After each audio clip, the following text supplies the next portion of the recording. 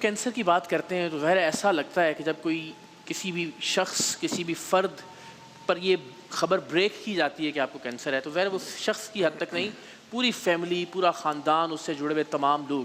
تو میں یہ چاہتا ہوں کہ یہ کینسر ڈائگنوز ہونے سے آنورڈ جو سفر ہوتا ہے نفسیاتی طور پر خاندانی طور پر اس پر ذرا آپ کچھ روشنی ڈالیے کہ کتنی ضرورت ہوتی ہے اس وقت ایک فیملی کو یا ایک انڈیویجول کو کہ اسے سپورٹ کیا جائے شوکت خانم جیسے اداروں کی جانب سے. سو یس جیسے آپ نے کہا جب بھی کینسر کا کوئی نام سنتا ہے تو ان کو ایک دم خوف ہوتا ہے کہ پتہ نہیں کیا ہوگا. سب سے پہلی بات تو یہ ہے کہ بہت سارے کینسرز کا مکمل علاج ممکن ہے. دوسری بات یہ کہ بہت سارے کچھ کینسرز ایسے ہوتے ہیں ہمارے یہاں جو لیٹ سٹیج میں لوگ آتے ہیں اس لیے وہ لاقابل علاج ہو جاتے ہیں.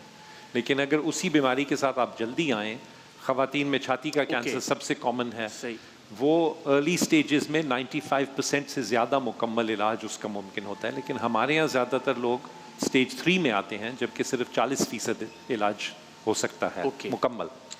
سو اس لیے ہم بہت سٹریس کرنا چاہتے ہیں کہ ارلی ڈائگنوسس ارلی ڈیٹیکشن بہت ضروری ہے. اس سے بالکل یہ چینج ہو جاتا ہے. اس کے لیے کیا کیا جا سکتا ہے؟ اس کے لیے اویئرنیس بڑھانے کی ضرورت ہے سب سے پہلے. اور اگر ہم بریسٹ کینسر کی ہی تھیم لیں تو ہم ہر مہینے اپنا معائنہ کرنا ضروری ہے ہاتھ سے.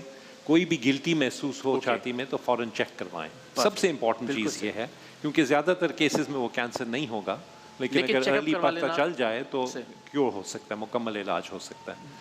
باقی جو سٹریس وغیرہ ہے جب پیشنٹس آتے ہیں ان دا سسٹم تو ہمارے یہاں فل ٹائم سائیکالوجسٹ اور سائیکائٹرسٹ ہیں جن کے پاس ہم ریفر کر سکتے ہیں کاؤنسلنگ کے لیے. بچے 11% ہوتے ہیں ہمارے مریض, ان کے پیرنٹس کو ہم سب کو ریفر کرتے ہیں کاؤنسلنگ کے لیے کیونکہ بچے سے زیادہ اکثر پیرنٹس کو سٹریس ہوتا ہے نیچرلی. اور پھر جو ڈاکٹرز اور نرسز جو ہیلتھ کیئر پروفیشنلز ہیں وہ بھی سٹریس سفر کرتے ہیں بار بار کینسر پیشنٹس کو دیکھنے کا, تو ان کے لیے بھی ہم ریکمینڈ کرتے ہیں کاؤنسلنگ اپنے اسٹاف کے لیے بھی. رائٹ.